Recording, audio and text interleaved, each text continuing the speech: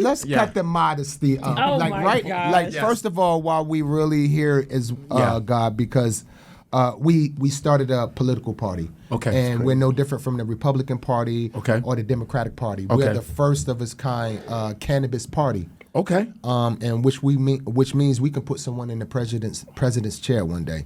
She is the president of the United Empowerment Party. She is the president. Okay. And she is making a lot of noise in the cannabis industry right now. And we are here to talk about descheduling cannabis and how talk about it. How important it is. Hell, I have a reason to vote now. Do you smoke? I tried. Mike back there is hitting it right now. Good for you. Good for this guy. I know Mike, that's right. This whole crew is all about the cannabis. Hey. He's always smoking good cannabis. He's a cannabis expert, Mike, down there. Right there. Go ahead. What are you going to say, Mike? I was going to say, when fans give Godfrey weed, he comes back here and gives it to me. So give Mike As the you weed. should Got take it. But if you give me weed, I will try it. Oh, shit. Next time I will. I'm serious. Next time He I will. gets a lot of yeah, it, I'm going to bring you a nice package. I tried because I never understood. I tried to do the weed thing, and I never understood when you would, like, someone say, yo, man, I want you to try this. And they'll smoke it, and they're like,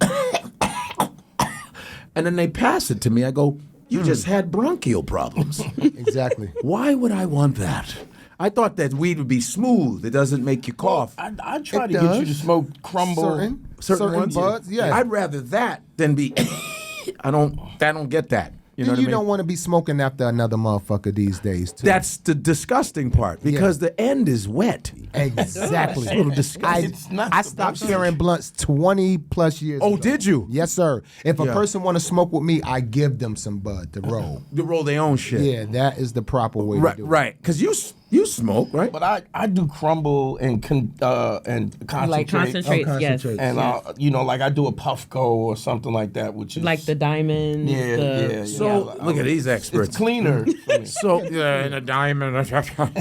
So are you? Is there? What is? Okay, the fact that it's legal now, right? Mm-hmm. Isn't there a danger now because this government always starts to lace shit and get it all fucked up when it's all commercial? Or no? What is that? Are you fighting against any of that? Because who knows? So we're fighting against the reschedule. So what happened about close to 2 weeks ago was that the DEA supposedly approved the recommendation from the Health and Human Services Administration, which recommended cannabis to be rescheduled to a Schedule 3.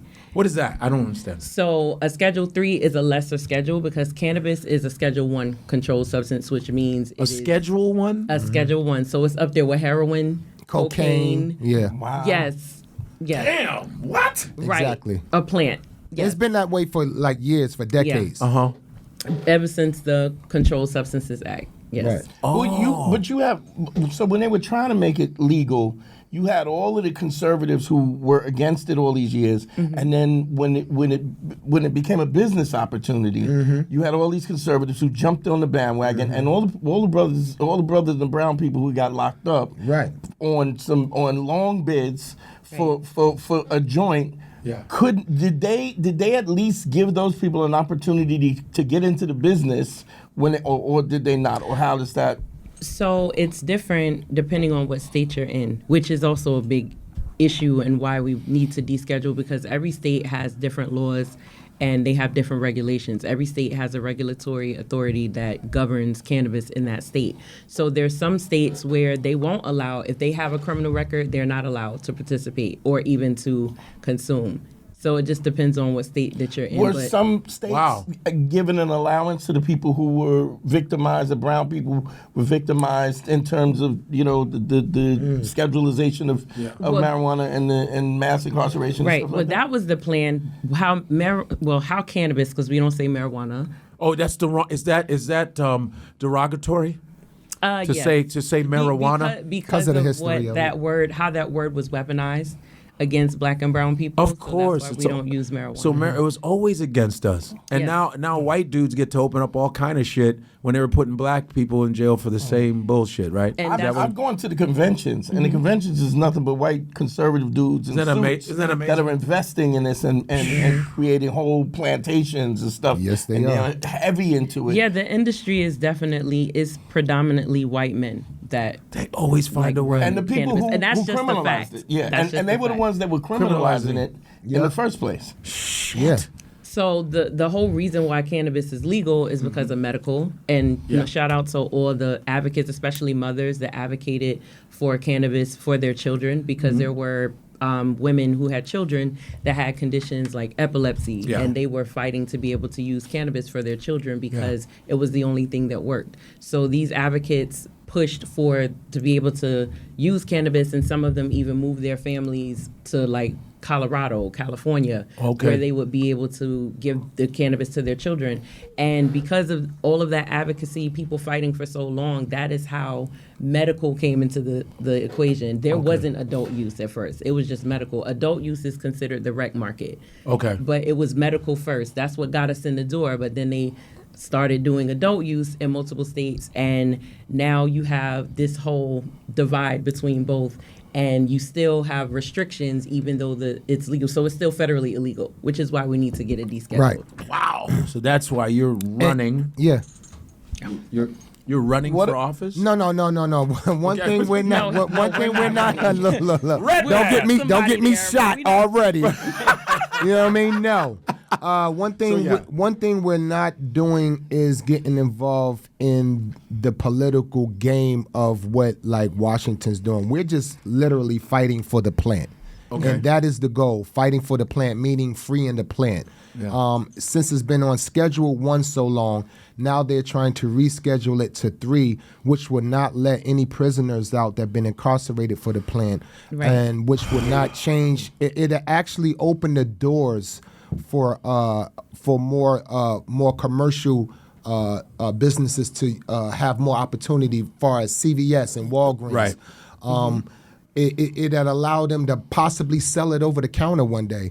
And my thing is, I was thinking about this too, sis, on the way here. It's like, it's not like we're trying to fight against, the political figures about freeing this plant. Let's not fight. Let's work together. Let's talk how we can both benefit off the plant and helping more people. Yeah. But putting it on a Schedule 3 is just tying it in more to more having, what's that, prescriptions? It'd be more And I'll prescriptional. explain that. Yeah. So rescheduling to a 3, all Schedule 3 drugs have to be prescribed. Right. So if you think about what the current cannabis market is, if it has to be prescribed, you're not getting flower. You're going to get cannabis in a pill. That's practically what we would be looking at. And you Okay. would need to have a DEA license in order to be able to distribute cannabis. So you have to be a pharmacist. You have to have a DEA license. And of course, every prescription that's written is tracked. So where does that leave a dispensary? A dispensary owner, a bud tender, the license, it could completely eliminate the adult use market because they wouldn't have the qualifications to obtain And the a only DEA people that license. would be available to is big pharma. So Yeah, they would the have all FDA corporations. would So be big in control pharma's of trying to all take process. over. And Basically, And you would still be able to keep black folks in jail. yeah, because it was- wouldn't be federally decriminalized. So if you deschedule cannabis, 2 things we know for sure will happen is that it's no longer federally illegal. right? And it's federally decriminalized because it's not a Schedule 1 anymore. Exactly. So instead of moving it to a lesser schedule, it just needs to be completely removed from scheduling altogether because it's not a drug, it's a plant medicine. And this is all just to keep black people in jail. That's all it They've been is. using it for years, right? Yeah. definitely It's was all a to tool. keep us in jail, to shut us down. It's always they're always moving laws to fuck us at every possible way. Because even the CIA, what's his name? J. Edgar Hoover said the biggest threat to American freedom is Negro progress. That's what Cannabis. That's what he said. Initially was perceived as a drug that black people used, and it was and so it was like the jazz, they used to call it jazz cabbage and stuff like that. So it was a way to incarcerate black people in the first place. I was just wondering, I heard that there's also something where cannabis is used for CTE, for head wounds with a lot of the football players in a medical, a medical capacity as well, to treat that. And I'm wondering if they do get it classified as legally, fully legal, do all of these people that have been put in jail, do they get they get released? Well, that would be something. Of course, it's going to be a process, but because it would no longer be federally, criminalized, and that it would be fully legal, then that would be one of the first steps that they would need to do, is to release all the cannabis prisoners, because make no mistake, people are still going to jail for cannabis, even in legal states. Still. So there are still restrictions on how much you can carry on your person. So if you break those laws, you'll still go to jail, especially in states like Louisiana, where we're 7 times more likely to be arrested than anyone else. And it's the same way in other states that are legal. So they're also. waiting. Exactly. But here's the thing, though. The cannabis industry is like $1 billion industry. Yeah, of course. Like Multi-billion. Multi-billion. And we're no different from the tobacco or the alcohol industry. Yeah. That's our job as UEP. We trying to galvanize everyone to get under one umbrella so we can make and formulate our own rules and regulations. Okay. Because we have no one doing it right now. Right. It's just a loose game. And like my man said over here, like we come to these conventions. You said you've been to a convention, right? Yeah. And you see the It's nothing but conservative white yeah, exactly. We're not even in that space on a business We level. are, but we're not in there enough. Right. Yeah, it's And not a lot of us. the thing is that we come to these conventions and we come to these kind of get-togethers for cannabis, and we don't come up with solutions. We're showing a lot of product. We're showing what our grow is, what's our next biggest machinery as far as operating in cannabis is going to be new. But we never talk about solutions. So that's what UEP is about. We really about just galvanizing the people under one umbrella so we can come up with solutions. It's like we don't own it. We just founded it and we started it. But a party, no one can own. A party means everyone. So if anyone wants to tune in and fight what we're doing as far as descheduling cannabis, tap in on unitedempowermentparty.org. We got the QR code. Yeah, see what we doing. Like hit the QR code, see what we doing. But the time is now. Like I don't want to waste no time. Like just speaking on, because everyone got statistics about the cannabis industry, Right. but no one has solutions. And what my sister's talking about now, she's giving you the pros and cons of descheduling and rescheduling, and that's what's happening now. And we need to move now, because how long do we got before they So it's a 60-day review period, Right. And it was April 30th that decision came out. So we're running on a clock. So it's supposed to be a 60-day review where the Biden administration has to review if they're going to approve it or move forward. And Right. then during that 60 days, there's a comment period where people are supposed to be commenting and saying whether they're in favor of it or they're not in favor of it. So what we did, we went and started a petition within 24 hours of that decision coming out and it pretty much being everywhere. That's been the talk all over social media. And so we started a petition, and we're right now at 6,525. How many do you need? We need Signatures? 100,000. Damn. Yes. Why? As soon as possible, but definitely before the November election. We definitely want it before. You need 100,000 signatures. Yes. So the link's going to be at the top of the description. Click it. You don't have to sign up for anything. You just write your name Everybody on it. that's watching, sign it right now. It took me less than Big 30 facts. seconds. It took you less than 30 seconds to sign it. Just now, yeah. Yes. Thank you, Mike. Now, how is Yes. Biden? I mean, because I know that the Trump's plan for 2025 is to recriminalize. He in his plan, if he gets elected, he's saying he's going to recriminalize cannabis. And how has Biden come? I know because he was talking about making it legal across the board. Right. That was one of his platforms. How is that looking on the political aspect of that? Well, that's the whole point. In our petition, we said keep your promise, because you did promise that you were going to legalize it. We still have not seen it done. Both him and Kamala Harris have both stated that no one should be in prison for cannabis. Right. Then what are you doing about it? Doing nothing. There are people who are still in prison, and while people are making billions of dollars off of this industry, and it's people sitting in prison right now for life. Big facts. 40 years, 25 Because years. of weed. Yes, for non-violent cannabis offenses. But let's also keep in mind that the Republican side has said that they are going to recriminalize it. And so listen- we're trying to get Biden and them to keep their promise. At the end of the day, Yeah. All these politicians make a promise, and they make these promises when, especially during election time, right? Of course. So they make these promises and don't keep it because no one is holding them accountable. Absolutely. Right. Because we're even though we're a multi-billion-dollar industry, they know we don't have our shit together in layman terms. Yeah, that's true. So they use the industry as a stepping stone all the time for election, and then when they get into office, they do nothing, and that's where we come in. Right. And there's powers in numbers. Yes. So if they see the growth of another party that can possibly have someone run against them, they're going to start looking at what we're doing and seeing the work that we're doing and how we're really fighting for cannabis. So we're here to hold them accountable. Yeah. You know, we want to let you guys know that's our job. You want to join the fight. You want to join what we're doing. We're holding people accountable. Yeah. We're fighting for the plant. We're freeing the plant. Yeah. And we want to control the fabric of the cannabis industry and Yeah. not get ran over by, Yeah. big pharma. business, You yes. know.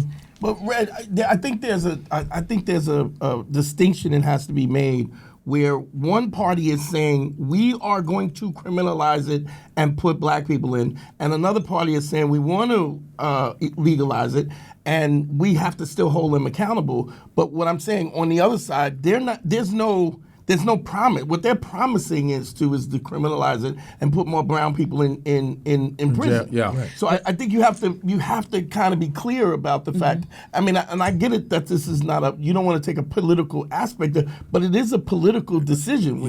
When you're talking about one party that's saying, we want to do this and we have to hold them accountable, as opposed to the other party who is saying, we will not do this. Not only that, we're going to criminalize the cannabis, the plant itself, and we're going to give qualified immunity to the police officers who can lock up brown and black people all the time. And so when we're talking about Biden, he don't know where he's at, and there's clearly a different distinction between one party and the other and where it is. And yes, we got to hold them accountable, but we're not even getting a promise. In fact, we're getting an opposing promise. So what are we? Are you voting for Biden? What are we doing? I don't know how you could not. So, well, it's absurd. Right. But after what they've promised, the Right. Republicans, I'm saying. What I'm saying is the conservative party is saying. No. I know. That's what I'm saying. But you can't go. But if you go, are we voting for? If the absurdness of asking that question is, you have people who want to criminalize and put brown people in So jail. we should just be voting for Biden. Absolutely. So what are you guys? What are you guys doing? I want people to educate themselves on the Exactly. candidates and their platform. Yes. Right. Do not vote for people just based off of party affiliation. That's what the majority of people do. The majority of people voting, they don't even pay attention to who. They just see Democrat or Republican, and they will literally check the box for Right. whatever party they affiliate with. It's the individual. If you do your research and look at the bills that they have supported and that they have written, that they have sponsored, that may have taken money out of public education, that may have gone against, having universal health care, whatever the case may be. Look at what they've supported and look at their track record and their history and vote on the people that actually do serve your community and that are doing good. Are they perfect? Absolutely not. But we still, as a people, have the power to hold them accountable because we vote for them. Yeah, of course. And what we do know for sure with numbers, I don't care what, we can name a list of movements that because it had massive numbers, there was a lot of change behind it because for one thing we know they understand is numbers, whether it's money or people. No Because doubt. people equal votes. That's right. So if you have the people and you have the power to swing an election or shift votes in any direction, now that's how you really wield political power. Yeah. And that's what we're trying to galvanize people to do, to make sure that they understand they're civically engaged, they understand the process, and that we're educating them on these are the candidates. This is what this candidate stands on. This is what that candidate stands on. Yeah. Who are you voting for based off of their history and what they've done? That's right. And at the end of the day, our job, far as you mentioning, they're not letting black and brown in. We have to let ourselves in. And the way we do that is educating ourselves about the cannabis industry. I would say stop running after the typical.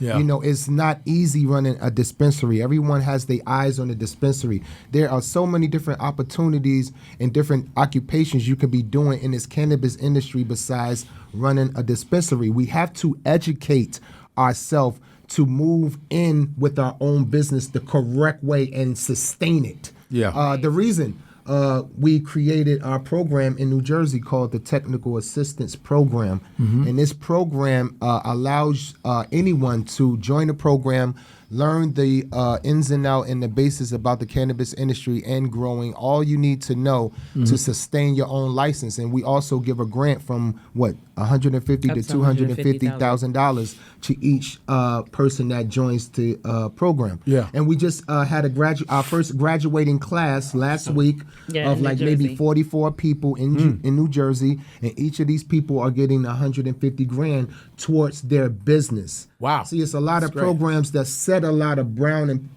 black people up for failure. Yes. To not succeed. Of course. They're throwing them into it. For example, the support. that program that they was doing in New York, where they was giving licenses to people who came from incarceration. Right. But they knew they wouldn't know how to sustain the business and the license, so they throw it to them for that social equity work. And they didn't have the support. Exactly. Yeah. And then they know they're going to fail and take it right back. Yes. So we have to be smart on how we do business, period, black and brown people. Yes. Educate yourself on this cannabis industry, because you can make a good living off of it. Sure. But so many people is doing it. You got to be unique. You got to have a style. You got to know your shit, in other words. Godfrey.